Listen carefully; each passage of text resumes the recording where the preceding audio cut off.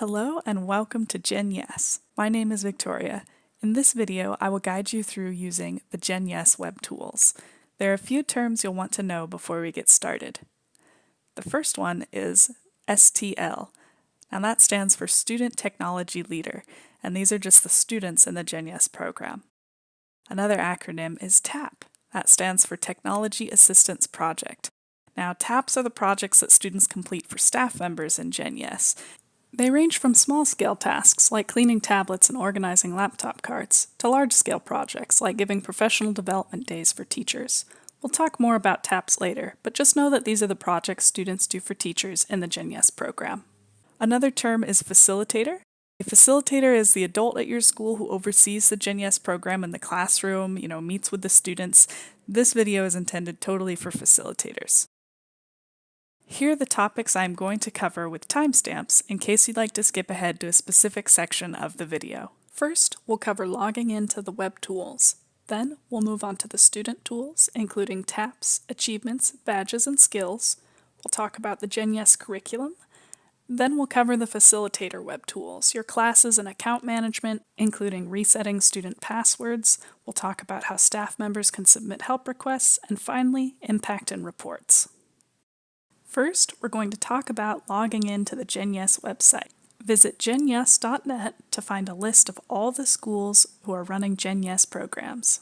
Once on genyes.net, you can either type your school's name and press enter, or click on the state your school is in. Notice that the schools are organized by district. Click the district name, then school name to find your school's login page. If you don't know your login information, you should be able to get it from the person who introduced you to the GenYES program, whether that's an administrator or another staff member, or you can get it from the person at GenYES who you've been in contact with. In order to log in, simply put in your username and password, and then click Sign In.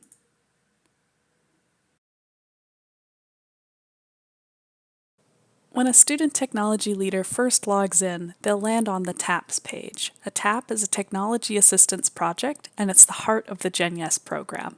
Any task that a student tech leader does to help another teacher, staff member, or student at the school is logged on the GenYES Web Tools as a TAP. Students can earn achievements and badges for completing TAPs on the system, and from your perspective, you can see how many staff members have been supported by students, how many hours of support students have provided, and other information about the impact of GenYES at your school, all based on verified complete TAPs. TAPs go through a bit of a process on our site before they're considered complete. First, the student will enter the TAP that they are working on, then they'll complete the task. Then they come back and write a short self-assessment about the TAP that they were working on.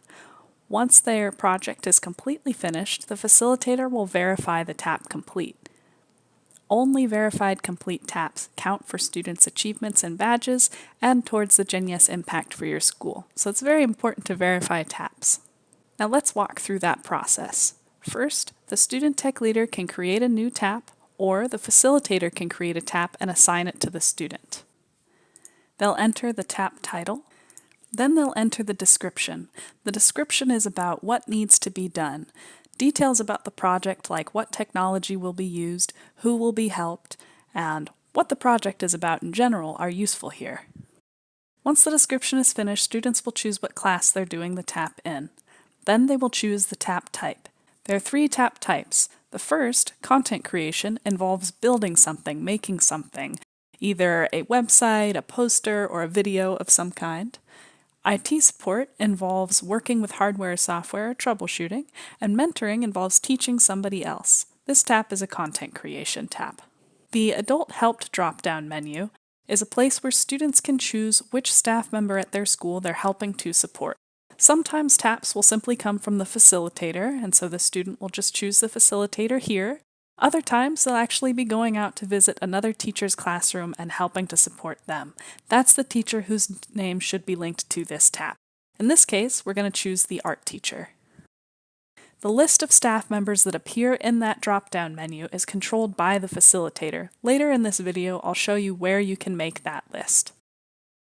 Next up, we have the start date and the due date of this particular TAP. So students can choose if there's a date in the future that they're supposed to have this tap done by, they can select it here. At the very bottom, we have a section for student tech leaders who are working on this tap. Right now, only Marcus is working on the tap, but we can add more by clicking Add STLs and selecting names of other students. For this tap, we'll just leave Marcus as the only one and create the tap. Once the tap is created, we can see all the information that was added in on the left side. The description, the staff member, start and due date is all there. Now, Marcus is going to visit the art teacher after school and complete this video tutorial that he described in the tap. Once this video has been finished and Marcus has turned it over to the art teacher, he'll actually come back to this tap to write a short self-assessment about the work that he did. So let's visit our taps page. You can see the clay cleanup tutorial is the most recent tap, so it appears at the top. Marcus will view the tap and then click on his name under STL Assessment.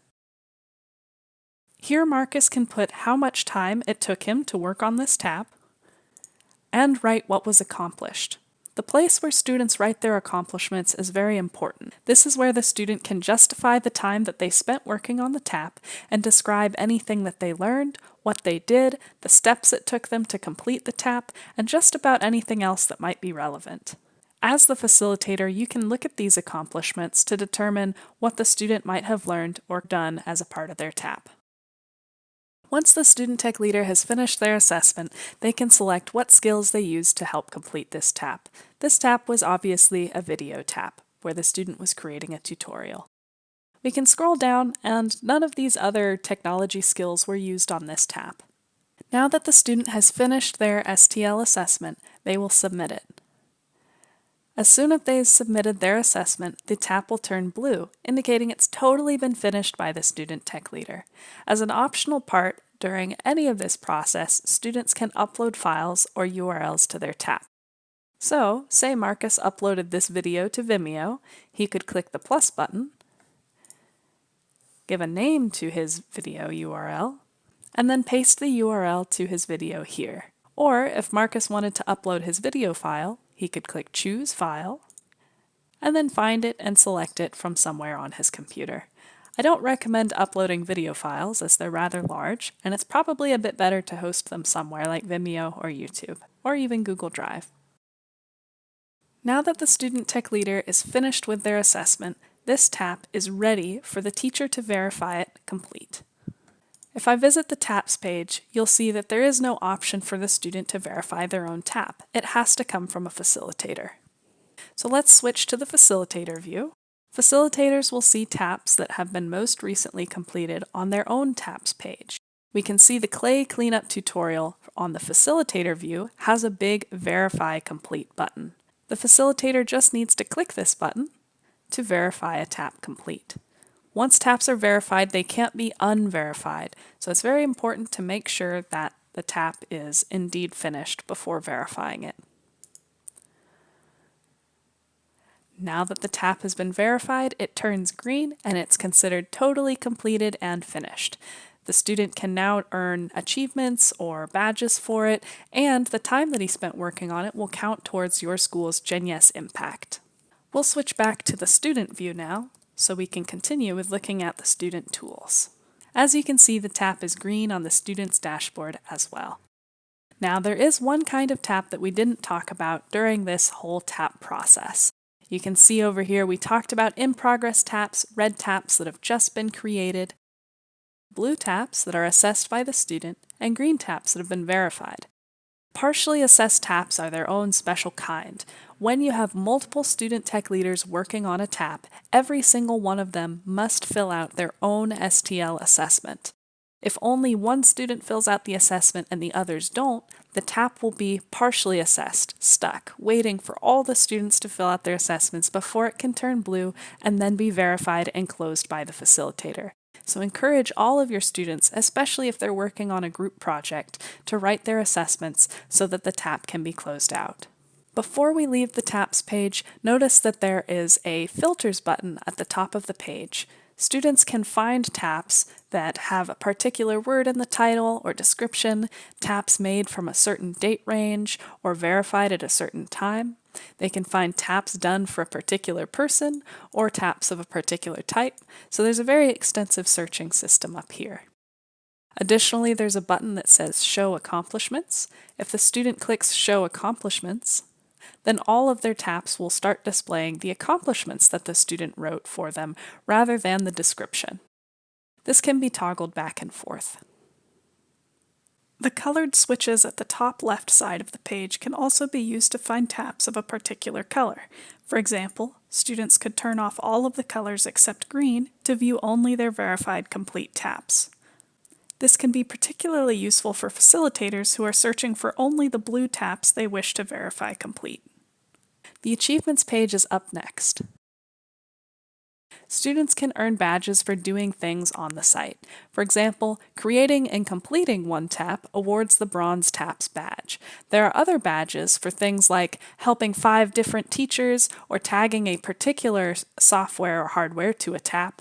Uploading a file to a tap is a badge as well, so students can earn many of these badges simply by doing things on the site. For some students who like to complete them all, this is a fun task to try and get every single badge. Some of them are rather tough to get though, for example completing 50 taps or even 100 taps. Speaking of things that are tough to get, we'll take a look at the GenYES certification. This is a very prestigious award for students who have done a lot of work for their schools in the GenYES program. For students who are looking for GenYES certification, a real tech certification that can be earned through GenYES, student tech leaders must complete 100 taps, 15 team taps, help 10 different teachers, and complete 25 hours of support. If they can complete all 4 of these smaller criteria, they're eligible for GenYES certification. The actual certification process involves an interview with GenYES staff where we look at the students' taps for variety, quality, and evidence of learning. There's a rubric used during the interview where we ask questions about the students' GenYES experiences. If the student scores high enough, then they pass and they become GenYES certified. They're sent a plaque in the mail with their name on it, a certificate, and a letter signed by our founder explaining what GenYES certification is. That way, students can use it on resumes and college applications.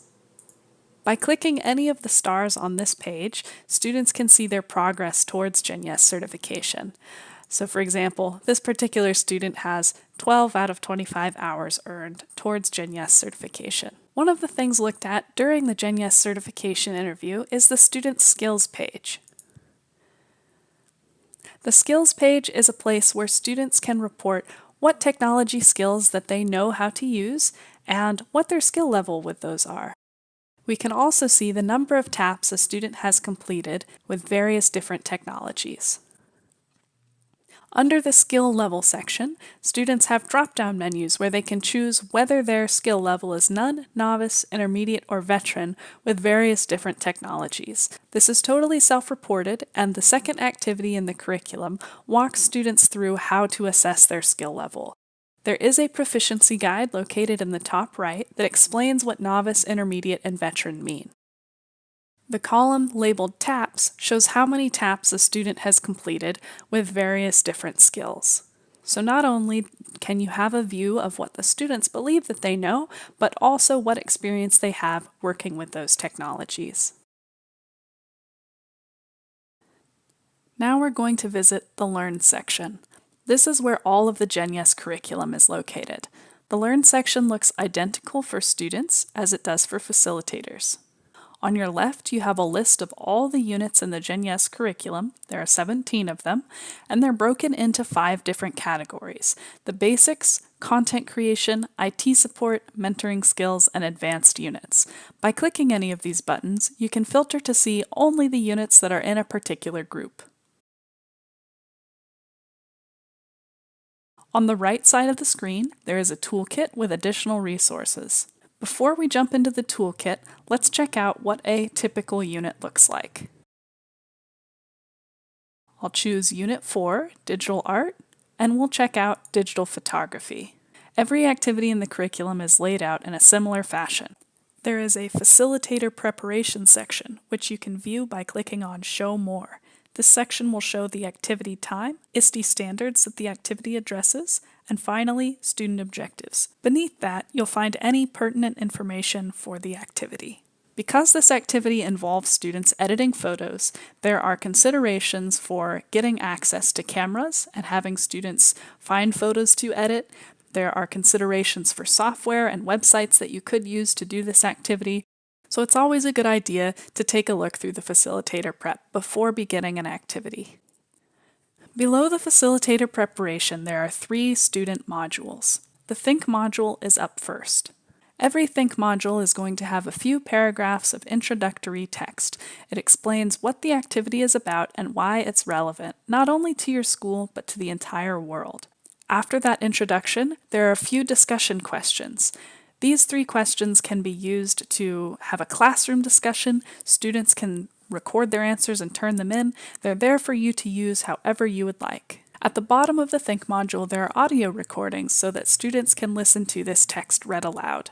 You can click Return to Activity to come back to the main page with all the student modules. The next module is the Learn module. The Learn module is always presented as a slideshow. By clicking on the slideshow, students can move to the next slide. Some Learn modules will have pictures, others will have videos, some have links to external sites, and some are even a little interactive. They're all different. This particular slideshow eventually introduces students to an online photo editor called Photopea. Students are given a link to a photo of a beach on a cloudy day, which they then load into Photopea and are given instructions how to make the picture look like a sunny day at the beach. This type of hands-on learning is typical for GenYES. Finally, students get to the end of the Learn module. They can click Return to Activity to find the next module. The Do module is the final module. It's formatted a little bit differently than the other 2. It's the intention that, at the end of every activity, student tech leaders will each create a tap. By completing this tap, they will show that they've learned the skills presented in the Learn module. These are 3 tap ideas. Students can choose one, or you can assign one to students, or come up with your own idea for a tap that students could complete to accomplish this goal. Each of these taps involves students helping somebody else at your school, and a sample title and description are given. When you complete these activities with your student tech leaders, try to think about ways that students could get some real-world practice with the skills that they've just picked up. For example, if you have a science fair next week, you could have your team of student tech leaders go and take pictures at the event, then put them into a collage and post them on the school website. The taps that students do should be meaningful and relevant to your school. Let's click on Learn to get back to the main page where all of the curriculum is listed. There's one more thing we're going to take a look at, and that's the toolkit, where all of the extra resources, documents, and white papers for facilitators are located. The first section in the toolkit is Startup Resources. These documents will help you with planning and preparing to begin GenYES. The first listed document is this PDF called Getting Started with GenYES. Inside this document, you'll find an overview of the planning process and a checklist of what you might need to do in your first week and first month to make the program successful. The second document here is a website guide. Everything that is covered in this video is also explained in this guide, so if you prefer to have a PDF to look through with labeled screenshots rather than watch a video, this guide is for you. We have documents for student recruitment, so if you're trying to get additional student tech leaders into your GenYES program, advertise GenYES around your school, these are posters and letters that you can download and modify. The next section is called Planning the Year. There are several different documents listed for download here. The first one, Setting Goals and Objectives, is very useful if you're trying to envision what your GenYES program might look like at the end of the year or what it could grow into. There are more than 10 sample goals and objectives that can help you reach those goals listed in this document.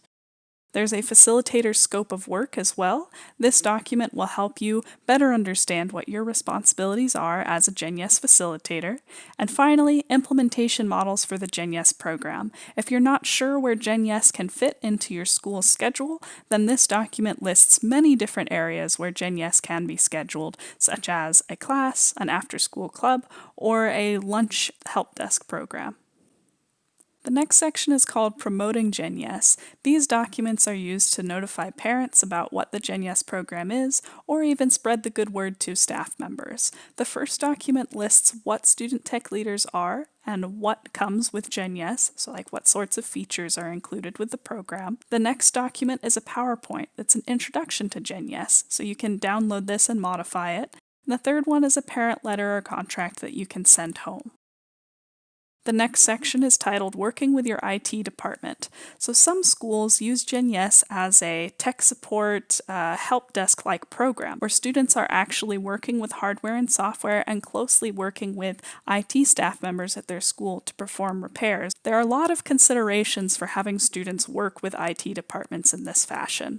We have a student IT support checklist as the first document here. It lists different levels of support that student tech leaders can provide, level 1, 2, and 3 support. There are tons of ideas for how student tech leaders can get involved with IT support at your school, and some of these are examples of what other students have done around the country in GenYES. So it's an excellent document to take a look at if you're trying to get started and need some ideas. The next document is called Security and Access in GenYES Best Practices. Now, Generation Yes has been working with students and IT departments since 1996, and there are a few lessons we've learned in that time. This document has them all. It's a very useful read if you're trying to envision how students can work with IT departments, or you have questions such as how much access should students have? What about privacy concerns? This document might be able to answer some of those. The final document listed here is called Taps and Ticketing Systems. So, as we've talked about taps, you can see they're very similar to help tickets. If your district or school already has a ticketing system in place that your IT department uses, this document has a diagram illustrating how taps can fit into that ticketing system or how you can use the two in tandem.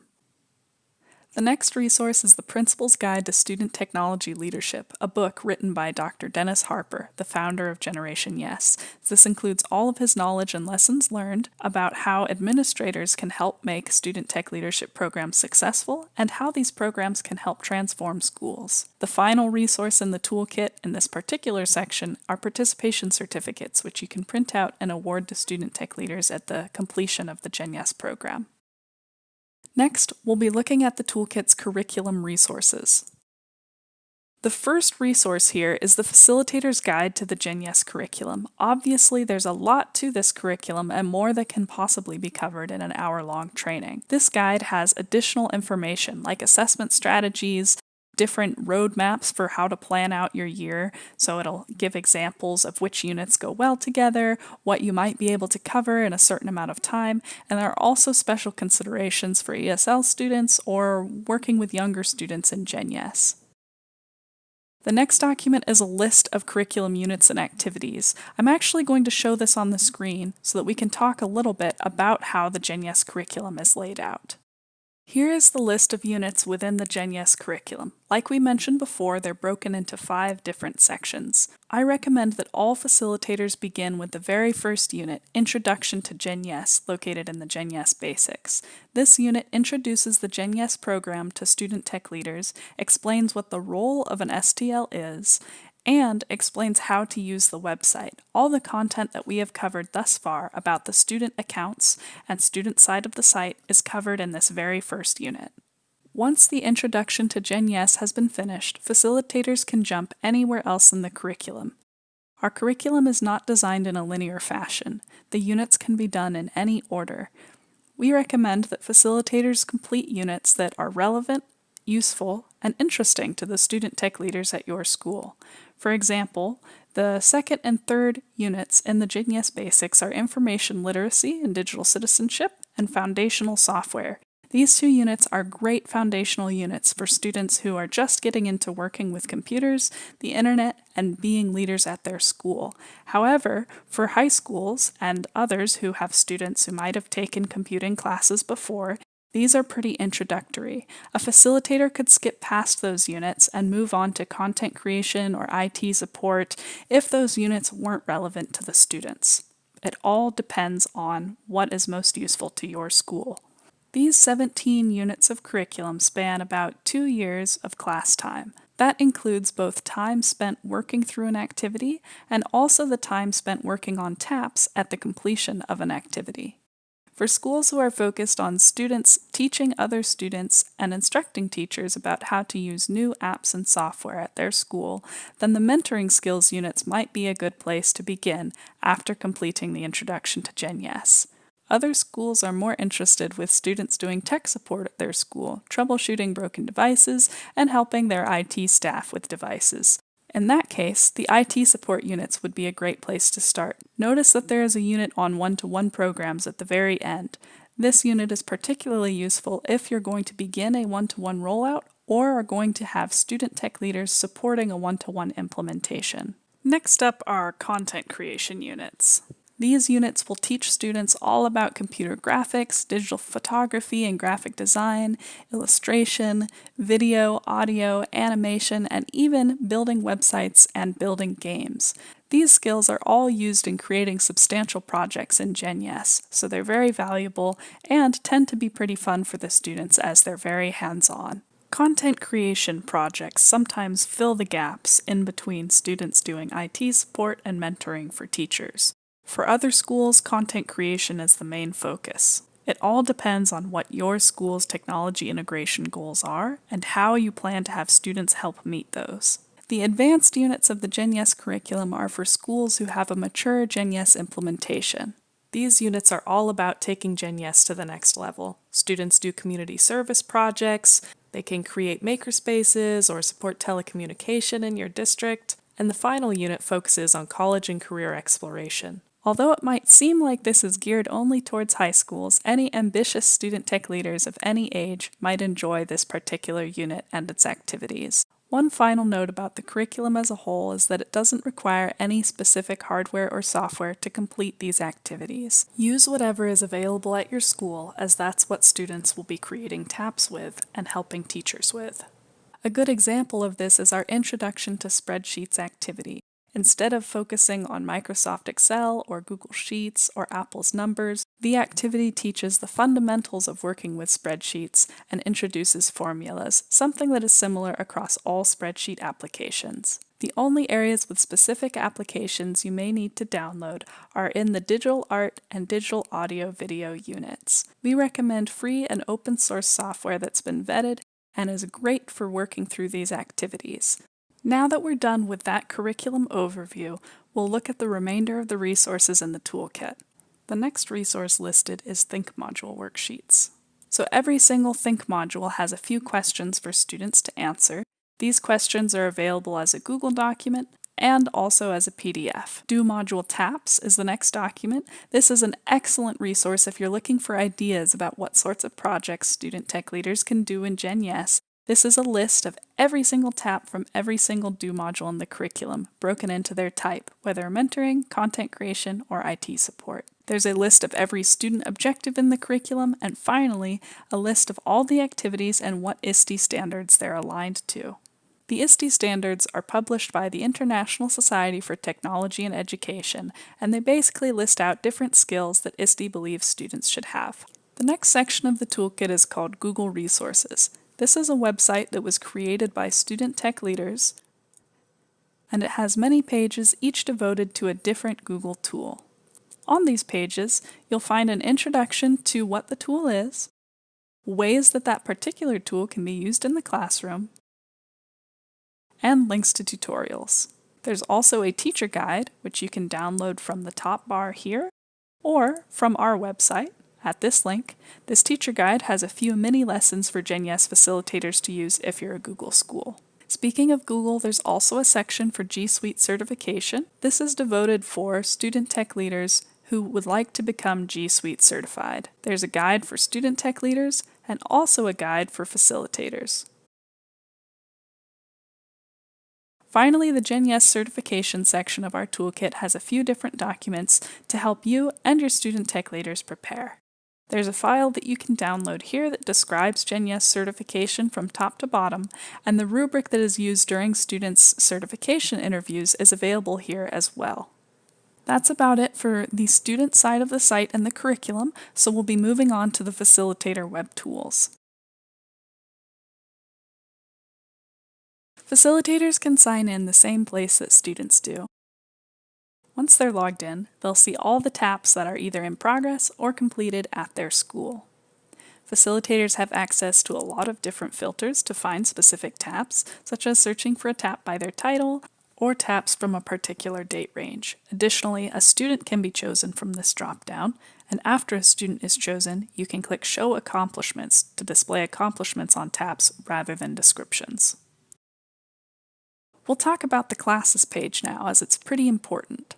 Students must be enrolled in a class, so it's imperative that you create a new class and then add students to it. To create a new class, click the New Class button, type a name for your class, then choose Add Facilitators. Select the person who's going to be in charge of this class, and hit Done. Now, if you already have Student Tech Leader accounts created at your school, you will be able to add STLs here. If you do not already have student accounts created at your school, that's the next thing we'll walk through together.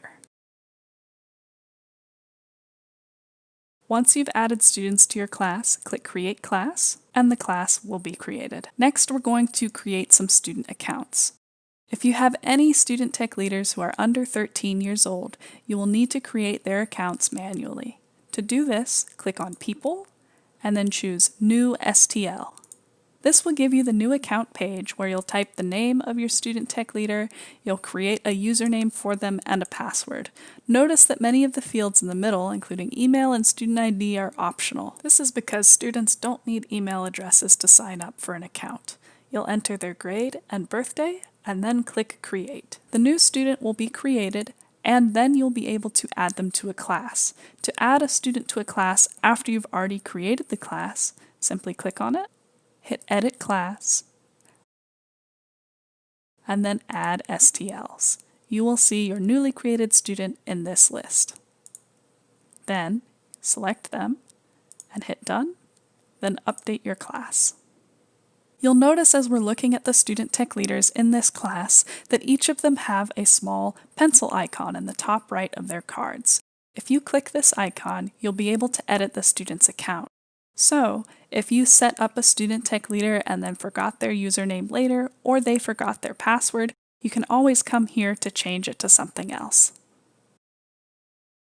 Students who are 13 or older can sign up for their very own accounts on the login page. By clicking Sign Up, they'll be brought to an STL sign-up form where they can input their own first and last name and other information. Once they've set up a username and password for themselves, entered their birthday and grade level, they'll have to answer a simple CAPTCHA before they can finish the sign-up process. Once student tech leaders have signed up in this method, you will need to add them to a class in order for them to be able to log in. Back on the Classes page, there's still more we can do to manage the accounts and people at our school. The next thing we'll check out is the People dropdown. There are options here to create a new facilitator. If there's an administrator at your school or another teacher who would like to log in and be able to view TAPs, you can set them up with a new account here. The other options on this dropdown are Manage STLs and Manage Staff. We'll check out Manage STLs first. Once you have many student tech leaders at your school, it will be important to manage their accounts. You'll have students who might retire from the GenYES program, or move out of your district, or graduate from your school. For these students, it is appropriate to archive them. Archiving a student means that they will no longer be able to log in, and they won't appear on any lists around your school's GenYES website. However, the TAPs that they created and the impact that they made during their time in the GenYES program will still be counted. So it's important to archive people who were part of the GenYES program in the past, rather than removing their account. The Remove button on this page actually permanently deletes a student tech leader's account. It destroys all the data associated with them, all the TAPs that they ever created, and it cannot be recovered. This option is typically only used if you had a student who was trying to sign up and accidentally created a duplicate account for themselves. You would want to delete the duplicate. Normally, you'll never have to remove anybody. There's a guide to what these buttons are in the top right so that you can remember. Additionally, if you need to unarchive a student because they somehow came back to the GenYES program, you can always do that by clicking Unarchive. The final option on the People drop-down menu is Manage Staff. This page is where you will be able to upload a staff list. This list of staff members will appear for students when they go to link their TAPs to the person they are helping. It is imperative that there is at least one name on this staff list, otherwise TAPs can't be created at all. In order to add a new staff member, you can click the green New Staff button, enter a name, and hit Submit to add it to the list. Then you can always edit and change the name if you need to later. And finally, you also have the option of deactivating staff members. Say a teacher retired from your school, you could choose Deactivate, and that will inactivate the teacher. They'll no longer appear on the list when students go to link a TAP to a staff member. You can reactivate staff simply by clicking Activate. It's easy to upload a staff list as well. If you'd prefer to do that rather than inputting them one by one, you can click New from File, click Choose File and select any CSV. Choose the file type. It's going to be either CSV or a text file. And then select whether or not that document has a header. If you are uploading a spreadsheet, then just do one column with the first and last names all in the same column. Then you can submit it. Submitted names will all appear here under Active Staff. Going back to the Classes page, here's a quick description of the tabs up here. Right now we're viewing classes that are taught by this particular facilitator. If you had multiple GenYES classes and a different person was teaching them, you could click Whole School to view the other GenYES classes at your school. The Archived tab is for classes that are no longer active. You can archive a class by visiting any of your taught classes, clicking on it, editing the class, and then choosing the red Archive Class button. Click OK, and now that class will be archived. This is appropriate to do for classes from previous school years. Archiving a class cannot be undone, so be very careful when you archive classes. The next thing we'll check out is the school profile. Here you can add a lot of extra details about your school. There's a place to put the address of your school, goals for your GenYES program, your school enrollment numbers, so about how many students are in your school total, your technology access, whether it's a little or a lot, and whether student tech leaders are helping with small IT tasks or big IT tasks. Now some of this is a bit subjective, but a small IT task might be helping to arrange the laptop carts or troubleshooting something for a teacher, whereas a large IT task might be assisting with a one-to-one rollout or doing something for your IT staff members. The Goals section of this page is particularly important. If you have any administrators, folks at the district level, or other people who are helping you implement GenYES, then this section is a place where you can better personalize what you would like to accomplish at your school, rather than those people just seeing the total number of TAPs you're working on or the total number of students you have. An easy goal to complete is that your student tech leaders will complete at least one TAP by the end of the first month of the GenYES program. But you can come up with some that are bigger or more long-term if you'd like. For example, my student tech leaders will host a professional development workshop for the teachers in second semester. The last thing I'll direct your attention to on this page is the help request code. The help request code is pretty important. Teachers and other staff members at your school can request help from student tech leaders, and they need this code to do so. I recommend using the name of your school mascot or your zip code as a help request code, something that's easy for everybody to remember. The place where staff members will request help is on your school's login page. You can see this green Request STL Help button. If that is clicked by any staff or teachers at your school, they get to this form where they can enter their name, their room number, and the access code, which you have set up on your school profile page. They can select a priority level for their help request and then type some details like what they need help with. Once they've finished that, they can submit this help request. A useful tip for facilitators is to take the URL to this page and place it as a link on your school's website. That way it's rather easy for staff members to find. When help requests are submitted, they will come to your notifications center. That's these two speech bubbles on the top blue bar. Your notifications center will have several conversations listed over on the left side of the screen. When you click on any of these conversations, you'll be able to view their contents on the right. It's similar to how Facebook Messenger or texting or most instant messaging systems work. Here we can see a help request that Victoria Bond has submitted to this particular school. Your student tech leaders cannot see these incoming help requests by default. However, you can copy the text of this help request and paste it into a tab. Then assign it to a student tech leader to work on. Other things that you'll find in this notification center are reports that have been generated, and also you can use this place to message student tech leaders. To start a new conversation with anybody who has an account at your school, click the Create New Conversation button. You'll have to get it a title, and then you can add anybody at your school to the conversation. Once you create it, that person will have a new conversation opened up and appearing in their messaging center. As a note, student tech leaders cannot create conversations. So if you do not want students to be able to use this system to talk back and forth to each other or send messages, simply never create a conversation and add a student to it. However, it can be a useful tool for sending out announcements or conversing with student tech leaders about a particular tap. You can always delete a conversation, or you can edit the people who are a part of the conversation. Now, I did mention that you can download reports here. You're probably wondering where these reports are generated. That would be from the Impact page. The Impact page is a place where you can see how many taps are being done for people at your school, how many staff members are being helped, and the total hours of support time student tech leaders have spent helping others at your school.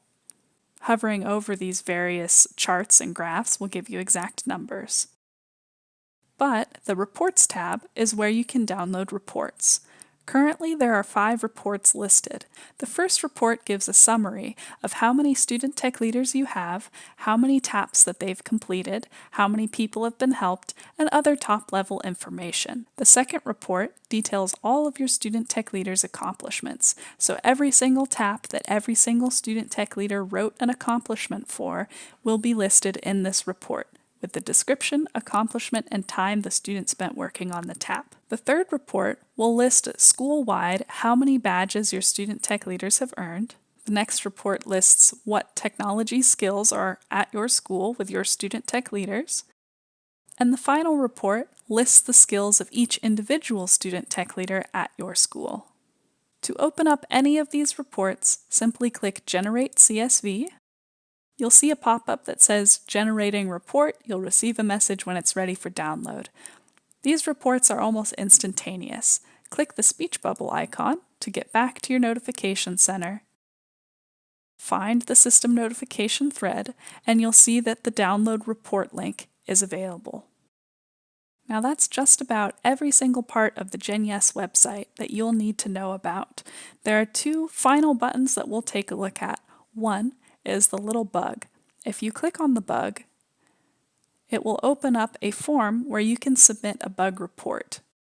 If you do find anything on the site that isn't working as expected, you can use that bug icon to send a report to our programmers. Our programmers will take a look and try to remedy the problem right away. Of course, if you'd rather send an email to customer support and get a timely response, you can always email support@genyes.org. The other icon is a question mark. If you click on the question mark, a list of tutorials will appear. If you need help with anything on the GenYES site, these tutorials will help you. If you click on the name of a tutorial, it'll take you through step by step any of these items that are listed. Thank you for watching. If you need help with your account, resetting a password, or getting access to any additional resources, please contact support@genyes.org and we'd be happy to help you.